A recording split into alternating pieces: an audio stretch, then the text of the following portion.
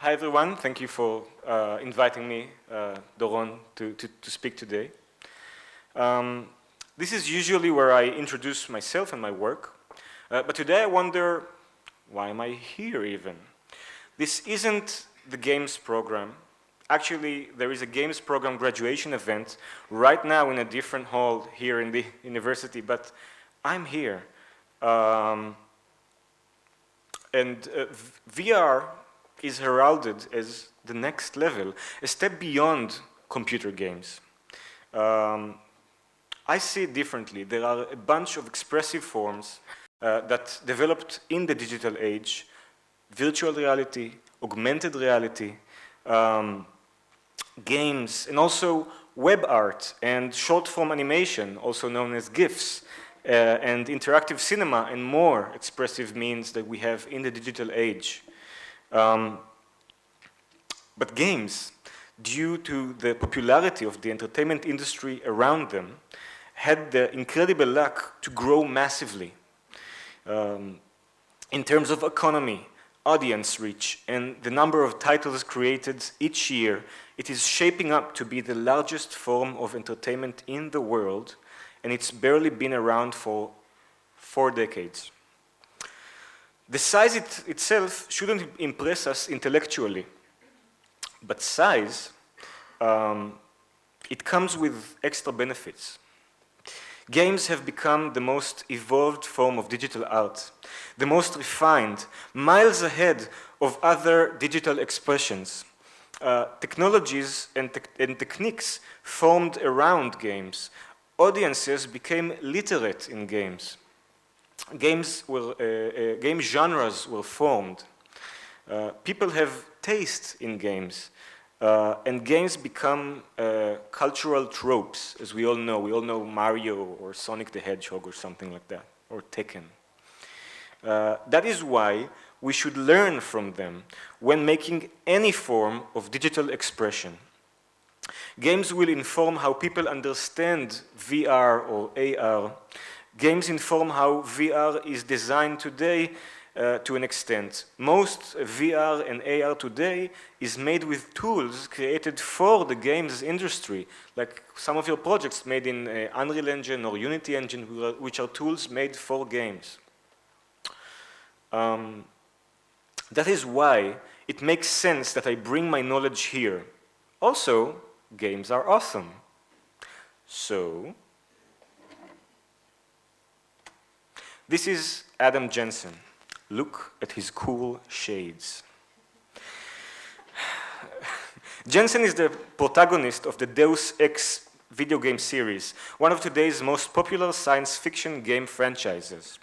Here are some of the recent entries in the series. The world of Deus Ex is a near-future scenario. In this scenario, robotics and cybernetics, inspired by real technology from our present day, have become much more advanced. Mechanical prosthetics and neurological implants are very pervasive in the game society, enhancing the human body and its capabilities. Adam is one of those who sport many, many implants. He works as some kind of security expert in conducting investigations for private corporations, and his body augmentations are useful to that end. Here you can see he has robotic arms. His body is covered in a sort of protective armor, but I'm most interested in those cool shades welded onto his eyes. So this is a screenshot from one of the games where you see a sort of menu with his available body enhancements. He has a leg prosthesis, he has extensions to his nervous system, to his heart and lungs, and also to his eyes. All of these augmentations, of course, have some kind of gameplay implications, and the one in the focus right now is the smart vision. You see it on the left over there. Let's see how smart vision works in the game when you're playing. So this is a screen capture from gameplay. Jensen is living in Prague at the moment. Right now he's ducking behind a wall and is about to infiltrate this beautiful Prague building to defuse some kind of hostage situation. I, as a player, switch on smart vision by pressing one of the buttons, and all of the details in the scene disappear into the background, highlighting his opponent's inside and giving him information relevant to the task at hand. You can see kind of this metadata over the silhouettes of the opponents. So let's see it in action for a moment. Press a button, and you see everything. Here's how the system works from up close in the game. The UI is layered on top of the entire visual field, like markers, color coding everything important, adding information, mostly quantifiable data, that the system designer deemed useful to the game goals, and graying out the trivial details. The thing is, this particular mechanic is beginning to show up more and more in games with highly detailed graphics.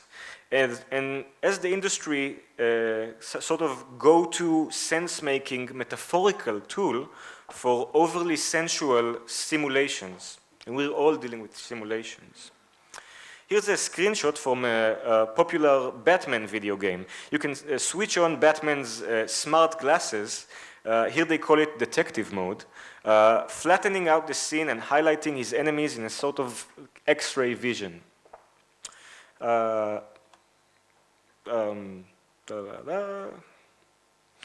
So fantasy-themed games, not sci-fi, give it another kind of metaphor.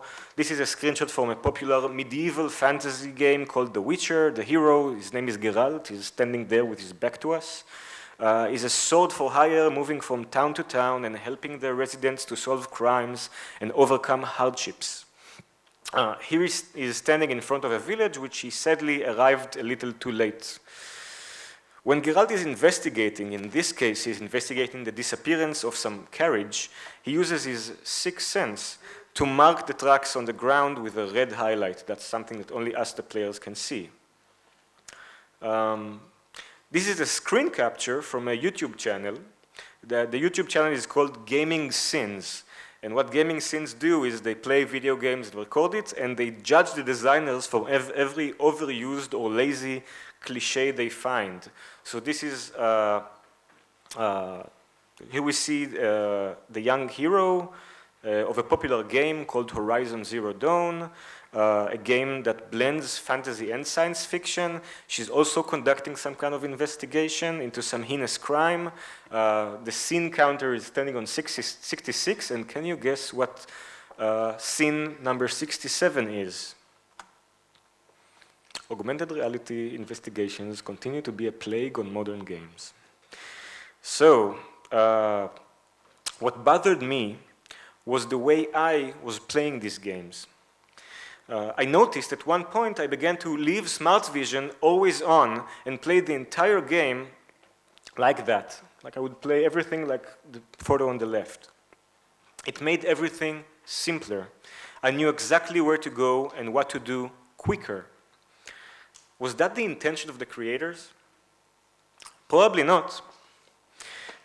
This headline is from an article about the art director of that Batman game I showed you earlier, who researched his players and found out most of them played the game like I did. He lamented the fact that they were missing out on all the richly detailed environments his team built by seeing the game world through this hyper-utilitarian filter. The players weren't wrong, though. With all due respect to the art director, they came here to play a game. And these games just aren't as complex as their looks suggest.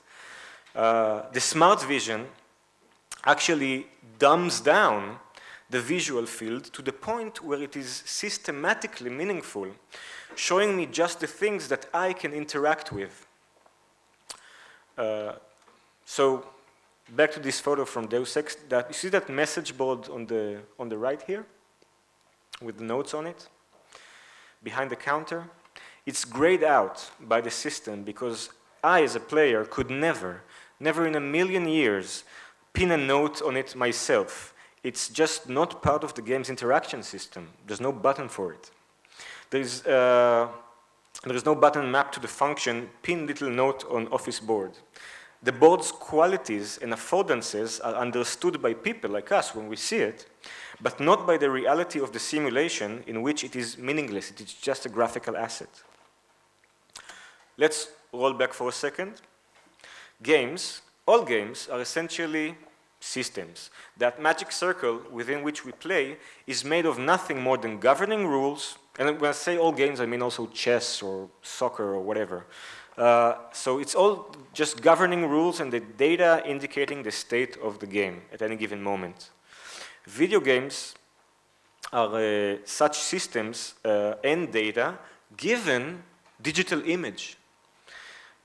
The thing is, graphical fidelity in computers grew exponentially over the last few decades, but interaction design couldn't keep up. Let's look at a classic test case of that. So this is the popular game Castle Wolfenstein from 1981. Oh, I don't need it actually. Amazing graphics. So in this game, you play some kind of war prisoner in World War II, and you escape your cell, and you have to escape this castle full of Nazis, shoot Nazis, and escape. So the main activity is shooting Nazis. The control scheme kind of looks like that. That's how keyboards looked in the 80s. And in terms of graphical fidelity, it is completely one-on-one with what we can, as players can do.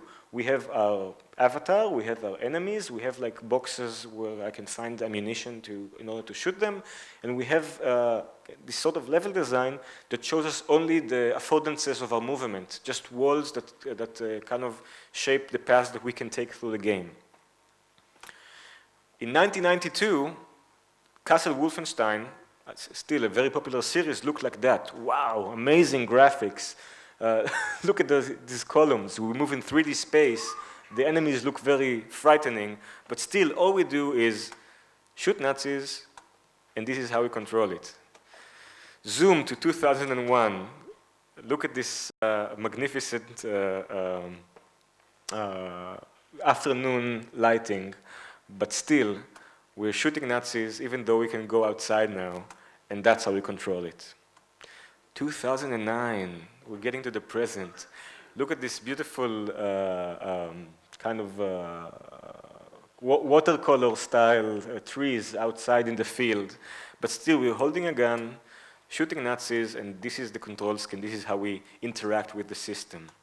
And all the way to last year, Wolfenstein 2, the new Colossus, this amazing street scene, blending, I guess, the old type of Nazis with new racism, like you can see a KKK member walking down the street. But still, in terms of interaction, we walk around and shoot Nazis, and this is how we control it. So over a few decades of like looking at the same kind of theme or game, we moved from this kind of graphic fidelity and to this kind of graphic fidelity, while in terms of system design and system interaction, we moved from something that looks like this to something that looks like this. Not very far from where we began.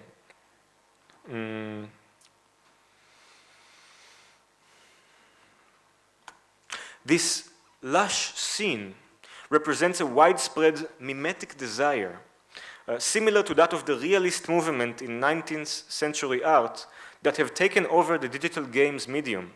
But while this graphics culture seems more realistic in its relations to actual reality, it is excessive in its relations to the systemic data it is representing. So, in summary, if realistic graphics are actually a layer of fiction on top of the actual data, so in order to bridge that gap, the gap between the player's perspective, perception of the game, our perception as humans who understand all these details, to the reality of the system as it is, a visual metaphor is needed. The irony is not lost on me that to represent a stripping down of excess visual layers, games culture gravitated towards the metaphor of augmented reality, which is what this is. augmented reality, which is usually regarded as a visual layer that is added on top of whatever reality it augments. All right, so how does this affect games culture? Why is it important? Firstly, let's talk about the politics of graphics. Graphics are measurable, which plays a lot into macho culture. The game industry used to boast about the number of polygons in games, and then about the numbers of pixels, and then about the frames per second, the frame rate, and now it's 4K and high dynamic range of colors. And always boasting about some kind of degree, the degree of how lifelike things in games look. Kind of like boys measuring and comparing you know what. Interaction design produces less clear metrics, which makes for less macho PR. Interaction design doesn't have clear KPIs, if somebody knows some industry terms about how to market stuff. We do not have measurable realistics, like realistic graphics, in cognitive sciences, at least not culturally recognized measured realistics. And if we insist on supporting measurable culture, the term interaction design as a concept might eventually disintegrate into smaller, more measurable verticals that we can put a number on. I'm going to show you two other issues that I think raise from this graphics culture because before I move on to the last part of the lecture, which is the reactions that we're seeing to this culture in the, I guess, the core of the games industry and also on the fringes of it. So two issues, the sublimated violence and the idea of mechanics as truth. So this is a screenshot from a popular shooting game called Call of Duty World War II, which happens to be a fighting game in World War II. We're still seeing things from the first-person perspective. You're holding a gun, and we just finished, slaughtering this troop of enemy soldiers. I think they belong to the German army. I'm not sure. And there's something very weird about this scene. Even though there's a system that, those people fall wherever we shoot them and, they run at us and we choose where and when to engage with them. One thing we're not seeing with all these dead bodies is a face. The designers had them kind of fall down in different positions, but they're all kind of either face down or the face is kind of like, they're hiding it in one way or another. And the reason is that as, we advance our graphics capabilities, these scenes that fit, action games and violent games when they were more abstract back in the day, become more and more traumatic. It's really, really painful to see realistic people shot dead, with their eyes wide open. So game designers are actually deliberately hiding the faces of our fallen enemies. This is interesting because, games used to be a sort of sublimation of violence. When we played chess, chess is like known as an abstraction of the gentleman warfare of like 17th century, 18th century, something that didn't exist so much in the real world, but was a fantasy of a lot of European leaders back in the day. All the competitive ball games, team versus team, are also sublimations of violence and conquest. You conquer a goal in soccer, and we use all those games to kind of perform violent acts without the repercussions. But when we 5 minutes, okay. But when we take these ideas of competition into increasingly high fidelity graphics culture in video games, the violence becomes real again. We can feel it. It looks real. So designers have to find all these weird tactics to kind of hide the worst of the repercussions in the simulation from us.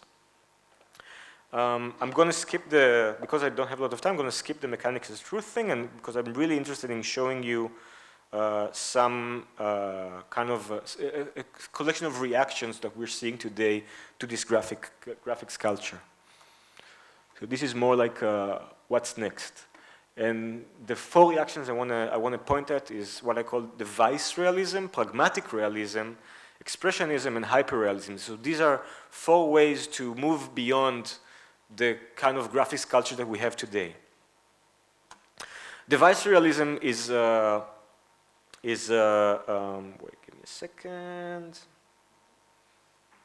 Is something that's happening now mostly in the mobile sphere, in mobile games, but also in computer games. These are games that appear like the digital device that they're operating on itself. So these are simulations of conversations inside a messaging app, but it's a kind of fiction. Or on the left there, this is a game designer who made a computer game that's a recreation of her own computer with her own files, and it's her way to tell a story. And this is a kind of modernist approach to what realism can be. And it's usually used to bring a lot of very, very personal stories about personal devices. So this is a completely different approach to what realism is, because it's just using the device, you know, as it is and as we know it functions. Pragmatic realism is really interesting for everybody here working in VR and AR. You see it mostly in there. Pragmatic realism is a kind of using pragmatic as a sort of like very visceral interaction instead of semantic interaction. We don't press buttons and we accept them. We expect them to kind of create some kind of chain reaction in the world, but you know, I press a button like this and my hand grabs something. Some of you did that in VR. So this is a kind of, this is why physics calculations might drive interaction design in the future, at least in VR. It's a framework for interaction design that submits completely to physics simulation, submits completely to what the GPU inside our computer can do, and kind of abolishes semantics. In a way, it might abolish the poetry in games, but it brings something very, very different, something very visceral, that is completely in tandem with what the technology can offer us right now as something realistic, because it's what we do exactly. So we know it from VR games like Job Simulator, and also some of the stuff that you guys did, but also from stuff like Fruit Ninja, where the swipe is represented as a swipe on the screen. Expressionism and introspection. So you see that a lot with indie games in the indie scene. On the left is a scene from the Beginner's Guide, and you can see it's a video game by an American designer called Davey Redden, and one of the interesting things he does in one of the levels, he shows us this thing that kind of looks like a Pollock painting, and it makes sense because this game is all about him expressing his thoughts and his emotions. Instead of trying to imitate some kind of external reality, he's bringing us into his thought process as a game designer, and the whole game is actually the fiction of it is that he's taking us through levels that some game designer built. There's nothing outside of the game as an experience. And that's kind of where I think expressionism is going with what we can make in VR and simulation right now. And the last is hyperrealism, and that's a really interesting point to end on. Hyperrealism is basically the notion of some kind of cultural disinterest in the realistic qualities of a simulation. I've been talking about this, I've been conversing about this talk with an artist I know, and he told me about Sandro Botticelli, who we all know from his Venus painting on the right. And he tells me Sandro was actually working for a much famous artist at his time called Filippo Lippi. Filippo Lippi is one of the conservative masters of the Florentine style. That's one of his works on the left. Almost nobody knows it outside of like art history research, because Filippo Lippi was very much he was very much like invested in realistic painting, while Botticelli was much more wild in his compositions and creations. Botticelli took realistic techniques and used them to express something bigger, and the interest in Botticelli is not in how realistic his painting, but in the expressive qualities of what he did with realistic graphics. Same with Michelangelo's Last Judgment. If you look at those, this is considered realistic painting, like one of the masterworks of the Renaissance. But if you look at the bodies of the people here, these aren't. This is not how bodies look like. There are some. If you look closely, there are some muscles here that just don't exist in real life. He wanted to make people who are much more than what people actually are. So he made these Frankensteins, who are almost human but not human, because he wanted to use realistic graphics to show us something that's more than life. Las Meninas by Velázquez is a realistic painting that looks like he painting the royal family while they were sitting next to him. But if you know the history behind it, there's so much manipulation going on in this work. A lot of like hidden messages and Easter eggs that Velázquez hid inside this painting in order to convey very complex political relations. That's not what he saw when the royal family was sitting in front of him. And lastly, and that's how I'm going to tie it, The Burning of the House of Lords and Commons by William Turner.